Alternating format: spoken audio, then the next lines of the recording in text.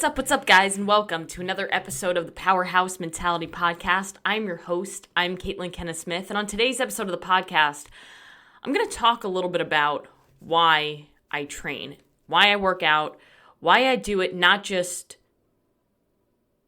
to do it, but at a high level with a lot of intent. Because I feel like with a lot of people, they work out because they feel like it's just a necessary thing that we do as humans. Like we go to the gym, we kind of check off the boxes and we do the workouts that we follow from a program that we found online or just whatever we're feeling that day. I worked at a gym for a really long time, so I got into a lot of conversations with people who would just come to the gym on a regular basis. And a lot of the people who I saw at the gym who had such an intent when they were training, like a very obvious passion for what they were doing and a very obvious purpose. They weren't just there to check off boxes. They were there to give everything that they had to that workout and give it really all of their focus at the time.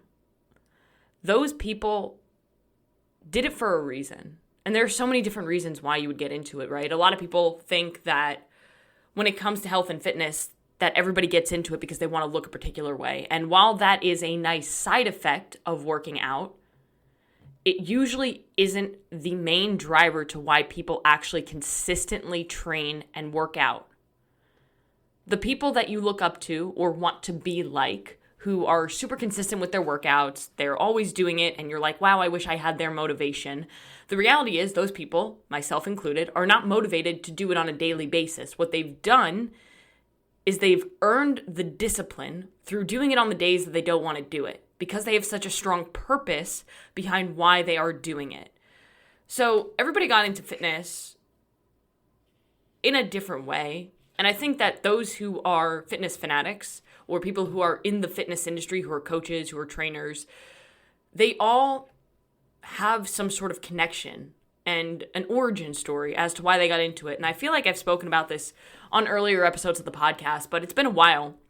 And as with all of us, I've evolved over the years since when I first started the podcast, almost 2.5 years ago at this point, where now I'm in a very different part in my journey. Like when I first started the podcast 2.5 years ago, I was dating Stone. And now we're married and we live in a house and we have our 2 dogs and I'm training to become a competitive CrossFit athlete and we have our own business. And these are things that I didn't have 2.5 years ago.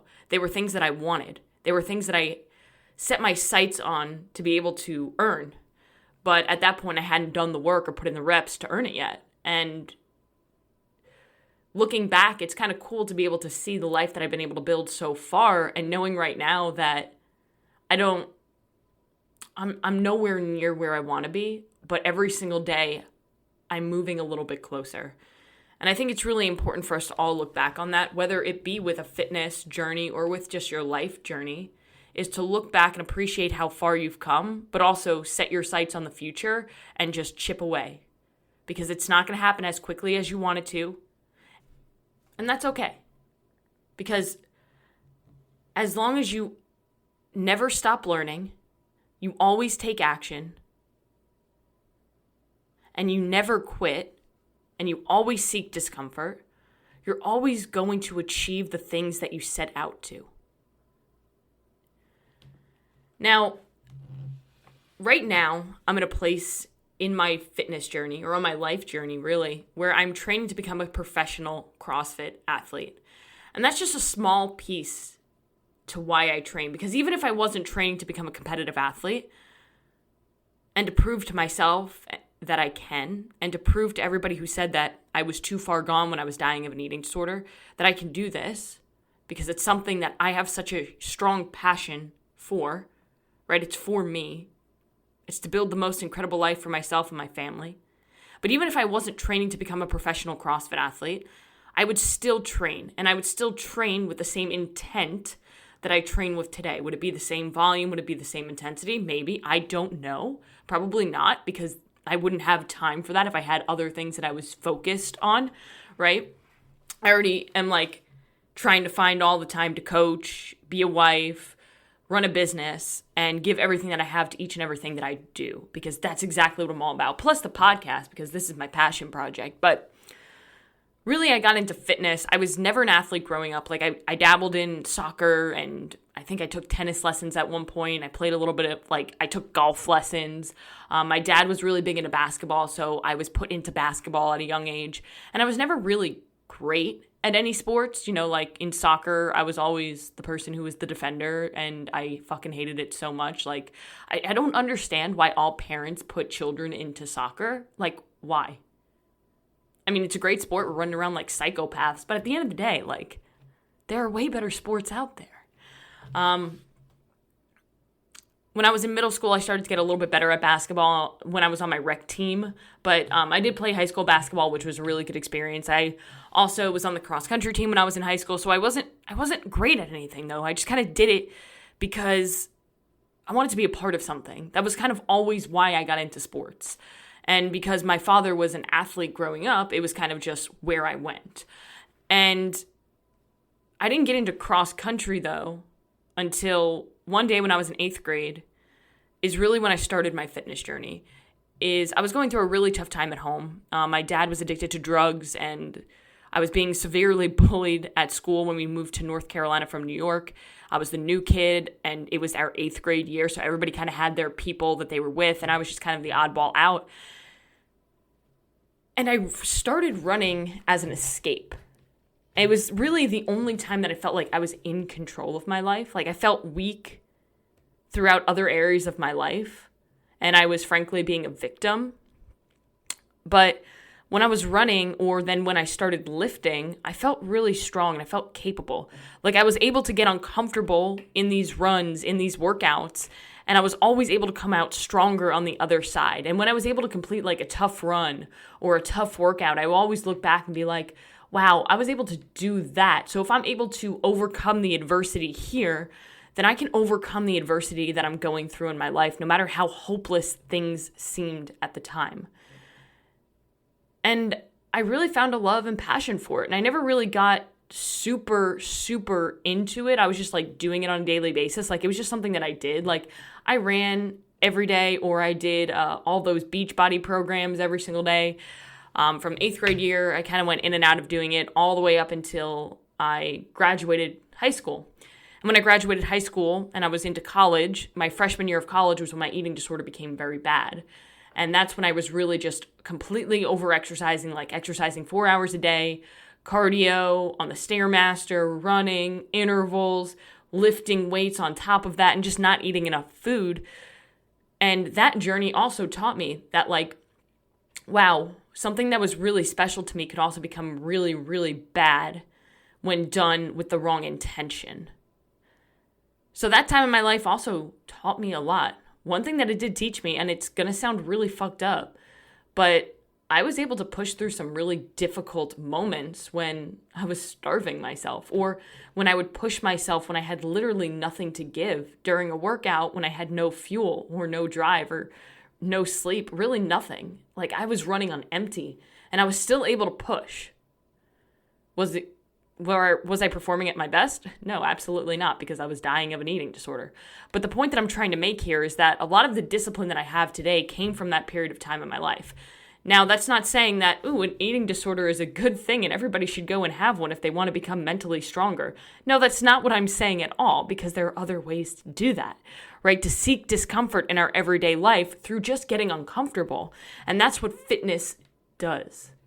When you go into a workout and you're all in and you're focused and you have high intent with what you're doing, and you're looking at getting the most out of that hour, that 30 minutes, that 10 minutes, whatever time frame you dedicate to your workouts.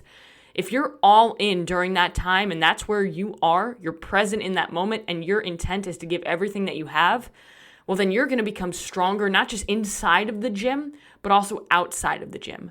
So a few things for me that fitness and training has done is it's helped me improve my confidence. Like, when you're going out there and you're doing hard things and you're overcoming really challenging workouts and training sessions, that just gives you confidence, because confidence is simply the memory of winning. And if every day I make a promise to myself to go and do this workout, and I keep that promise to myself, then that's a win. Overcoming a tough workout, that's a win. Sticking to my nutrition plan, that's a win. And if I'm constantly stacking these wins and I'm recognizing those wins, then I'm going to develop confidence and I'm going to develop belief in myself, not just during my training, but in all areas of my life. So I have the confidence to be able to go into the gym and say, I know what the fuck I'm doing and I know that I can hold my own here. But also I have the confidence to say, hey, I overcame really challenging, adverse times during my training. So what else can I do? I can do much more than I think that I'm capable of. And that allows you to push in other areas of your life, your family life, your career life, or just being able to take a chance in life. The most important thing that training's done is it's helped me improve my mental fortitude and my grit. Now, like I keep saying, the more adversity that I face in training, the more that I'm able to navigate and overcome adversity and obstacles outside of the gym. Because I'm intentionally seeking discomfort on a daily basis. Now, training gives me the mental fortitude and the grit that translates into real life. So when shit hits the fan, I'm ready. And if you're training and getting uncomfortable consistently, then when shit hits the fan, you're ready too, even if you don't know it. You're putting in the work, you're preparing for adversity by overcoming it in training. The unfortunate thing about life is that it's not a matter of if life will punch you in the face, but a matter of when life will punch you in the face. So again, if you're able to put yourself in intentionally uncomfortable situations on a daily basis or 3 to 4 times a week, whatever your training schedule looks like, you're going to be able to develop more strength, more mental fortitude, more grit to be able to overcome adversity in your life. It's like you're developing calluses. Like when you lift a lot of weights or when you play guitar, you have calluses on your fingers, on your hands, and then those calluses, they heal and the hand becomes stronger. So you can hold heavier objects or heavier load and you can play guitar for a longer period of time. And it's the same thing when it comes to your mental fortitude. The more adversity that you're put through, the more calluses you develop. And as those calluses heal, you're able to overcome more and more and more. And then some of the most challenging times of your life don't seem as challenging because you've been able to overcome so much more. So think if you can put yourself into uncomfortable situations more consistently with working out or training, you're going to be able to develop those calluses and heal them and become stronger. And of course, one area of working out that I can't ignore is the physical strength and the function that I develop. All right, I'm 29 years old. All right, I like to say that I'm old, but I'm still pretty young. However, when I'm 35, 40, 45, and I'm still training, I'm going to be able to move much better than the peers around me who don't work out. The reality is that fitness is a fountain of youth, health and fitness, because nutrition is a huge part of this. But you lose what you don't use. And most humans just don't run, jump, and lift.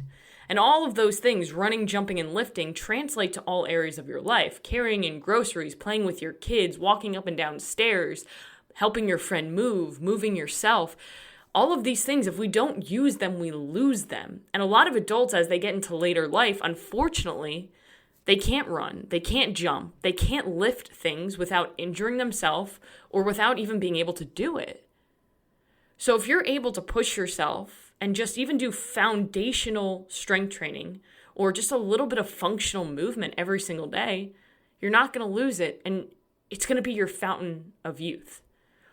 Those who have more muscle on their body live longer, live happier, healthier lives, don't fall into chronic illness as much as other people, because I like to say it a lot, but obesity is the smoke, but being under-muscled is the flame. So if you are training on a consistent basis, you're going to develop muscle, you're going to develop functional strength to be able to run, jump, lift, and that's going to translate to all areas of your life. So you can be a better human and live a higher quality of life. Somebody that I followed him for a very long time, and you may have heard of him or not, but Jason Khalipa, I can't remember, he won the CrossFit Games. I think it was like the second or the third year that they did the CrossFit Games. And then he started a company, NC Fit. He wrote a book called The AMRAP Mentality, which is a phenomenal book. It was one of the first personal development books that I read. And, there's something that he says all the time. And he says that, he works out and he trains. for a purpose, and it's train, protect, provide. So he trains to be able to protect and provide for his family. And not just protect in a sense of, like, I want to protect them from the evils of the world because I'm capable, I can run, I can jump, I can lift. I can, if I need to, go and grab my child who's running into the street. I can run after them and grab them because I'm capable. But also on the other side of provide, it's not just provide a lifestyle, provide a financial stability, but it's being able to provide experiences for your family. So one day I do want to have a family. And when I have a family, I want to be able to protect and I want to be able to provide for them. And fitness can do that. Training can do that.